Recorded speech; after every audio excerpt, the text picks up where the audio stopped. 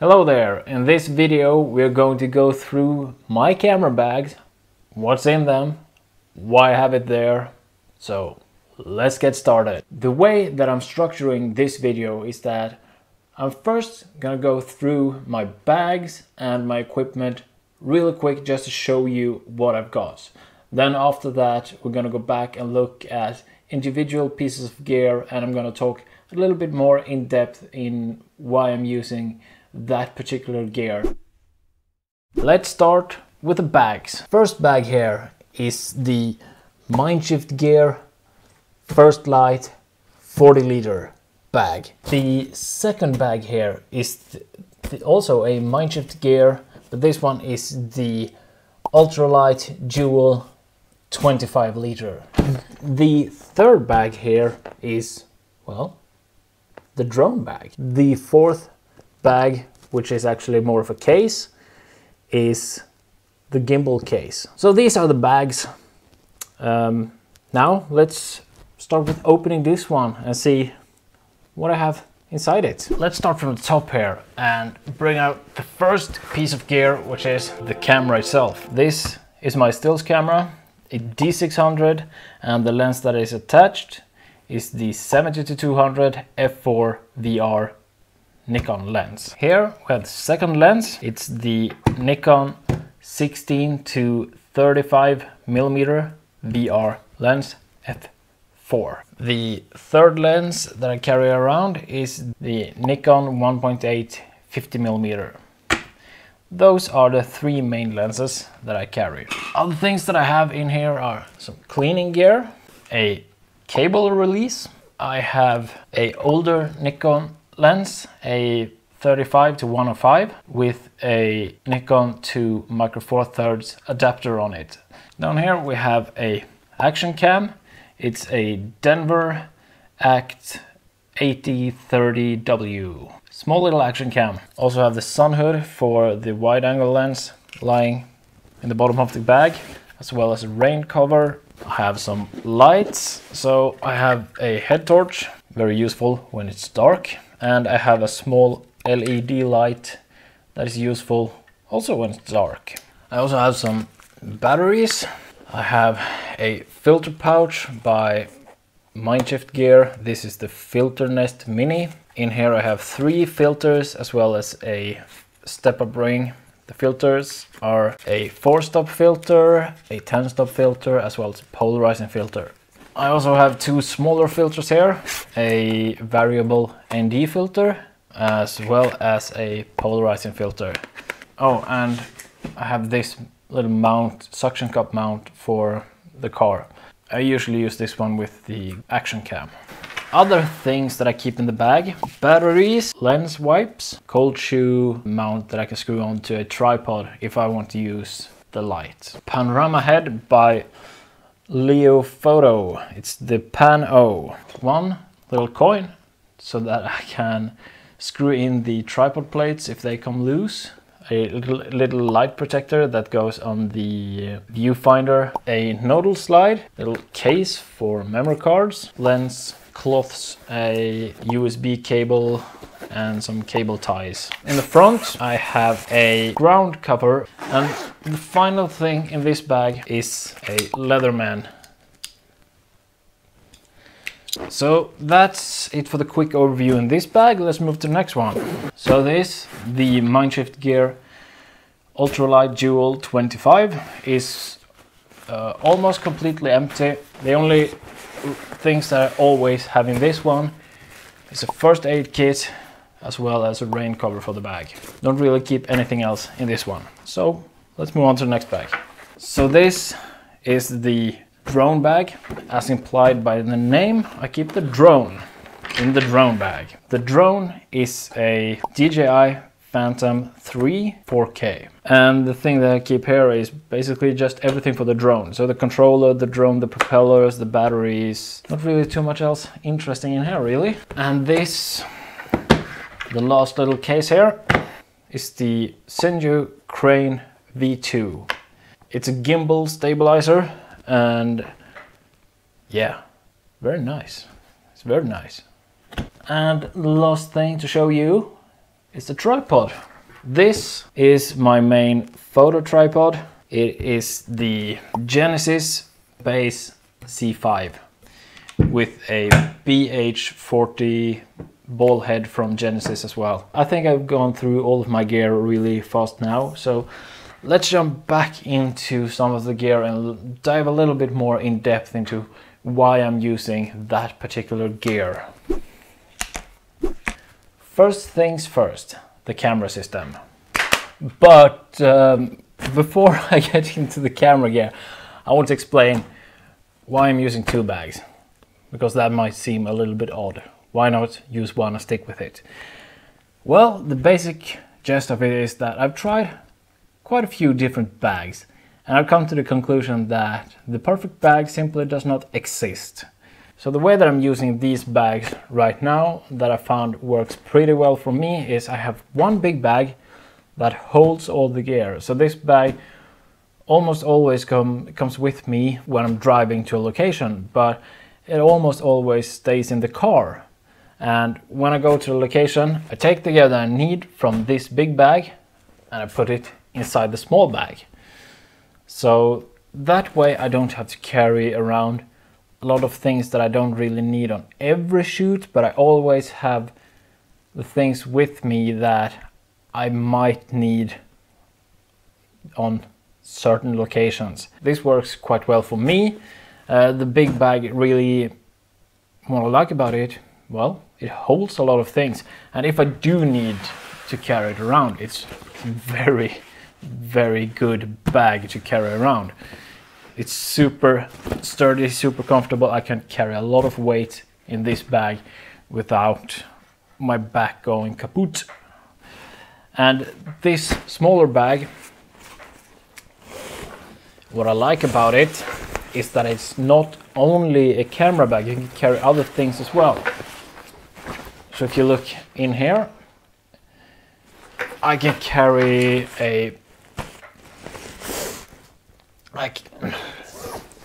I can carry a jacket, some extra clothing, things like that, as well as keeping the camera inside here and an extra lens and a few things.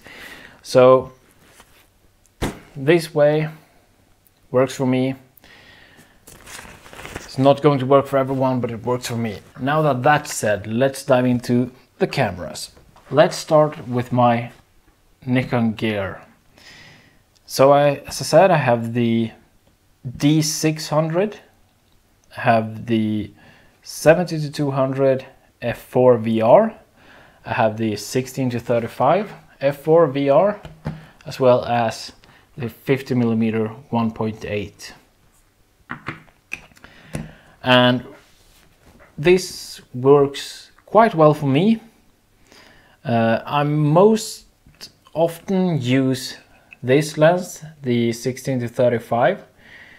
I would say that 80% of my portfolio images are taken with this lens. And the reason for that is basically that I like what I can do with a wide angle.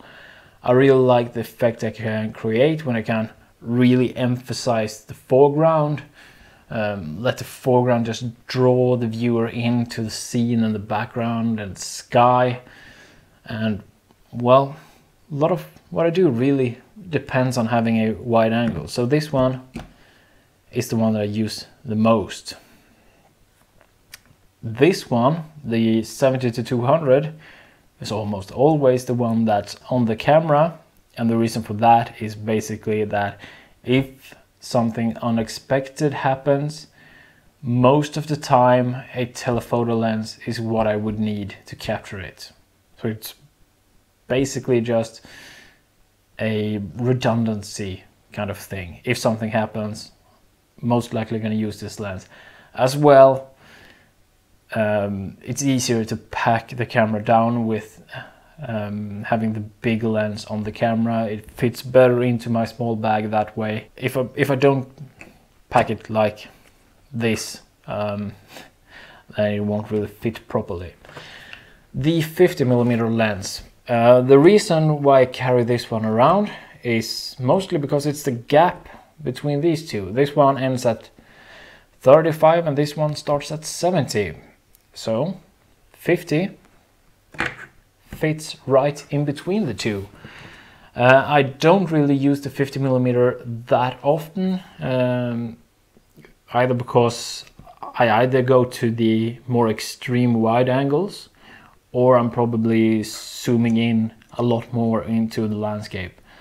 So most of my images are either somewhere between 16 and 24 or somewhere between 100 and 200.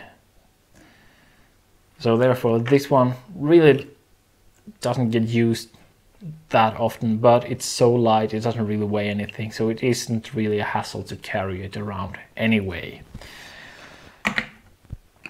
And when it comes to the camera itself, it has worked well for me over the years. Never have anything failed on it. For me, it has fallen down from a tripod.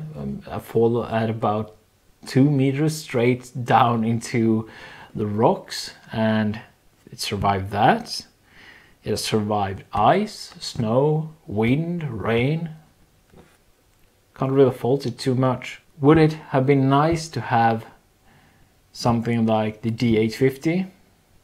Well, of course.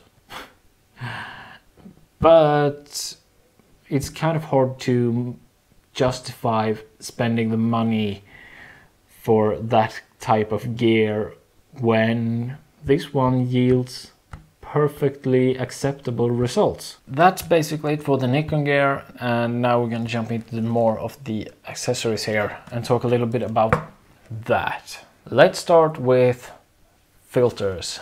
The filters that I use for my photography. In here, as I said, this is the Filter Nest Mini by Mindshift Gear. As you probably noticed, I use a lot of Mindshift gear. That's because I really like them. First filter here. This is a 4-stop ND filter. And well, all of these filters are 77mm, so they fit on the wide angle lens. And then I have an adapter to put it on the 70-200 lens. 4-stop filter I mainly use in situations where I don't want to cut out too much light. And the scene where I actually use this the most is basically when I'm photographing streams and flowing water. Because if the shutter speed is too long, when the water is flowing, basically all the texture and everything just completely disappears, and it almost, the sense of the water flowing almost disappears, which kind of, I think, defeats the purpose of photographing a stream in the first place. I also use it if the ambient light levels are starting to get too low. So say 30 minutes, 15 to 30 minutes after sunset, when the ambient light levels are really starting to go down, I might switch from the 10-stopper to the 4-stop, just so that I can, well, so I don't have to have like half an hour exposure times. Which brings me to the second filter, which is the, oh, and well, the brand for the first one is a Banner. It's a really cheap one. It's I bought it on eBay, but since it's such a low density filter, it doesn't really have any issues with color cast, and I haven't noticed any image quality degradation from using that filter. So no need for a super expensive filter when they are low density. The second filter is a Haida 10-stop filter, and this one is the one I use the most, and I use it primarily for long exposures, obviously. And well, with this one I use it mainly when I want to get an exposure between a minute to perhaps 8 minutes, depending on what kind of light levels there is. yeah, it works very well, and I really enjoy using that filter for those kind of situations. Which brings me on to the last filter here, the polarizer, which is by Format High-Tech. It's their Firecrest series. The thing about polarizers that I really want to emphasize here is that when using a wide-angle lens, I really don't like to use polarizers.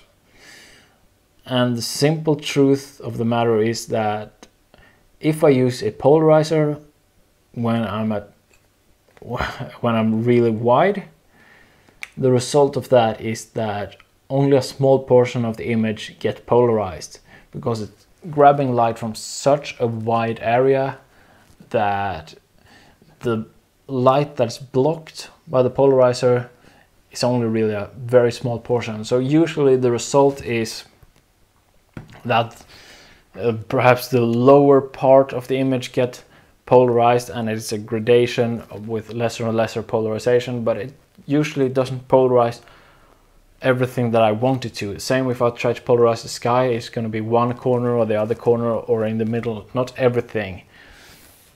And the result of that is really that it just looks weird and ugly. Thus, I almost never use a polarizer on a wide-angle lens. I'm using mostly the polarizer really for when I'm using the 70-200 lens, and the times that it actually works best if there is some haze in the way from the landscape that I'm trying to zoom into. Then the polarizer works really well.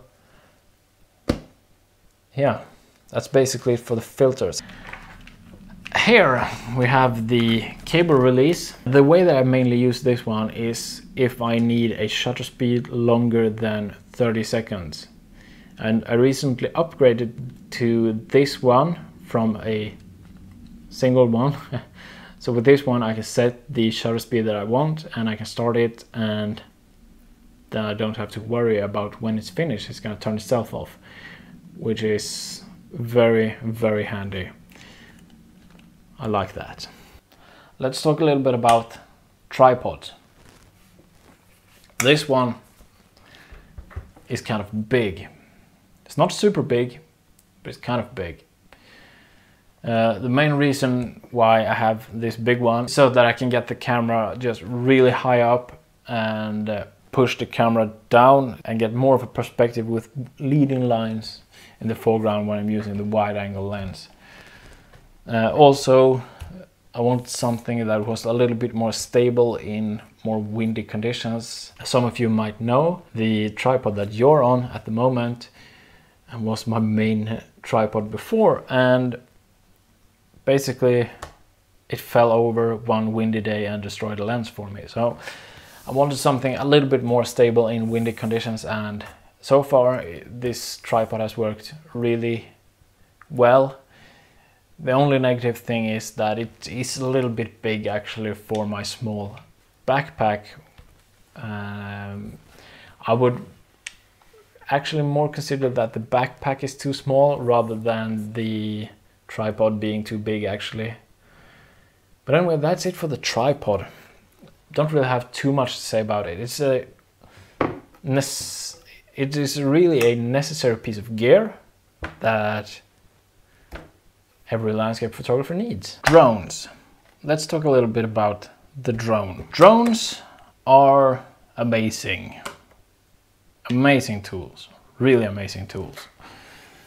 If you think about it, what I can do with this piece of gear previously required thousands of dollars and weeks of planning in order to rent a helicopter or an airplane, in order to get it over the right location during the right time of day. Extremely difficult to accomplish. With this one, I can just send up in the air at my own command. I really, really love the drone. This particular drone has a few shortcomings, mainly the range that I'm able to fly this drone is a little bit short. It's advertised to be able to go at about 1 kilometer.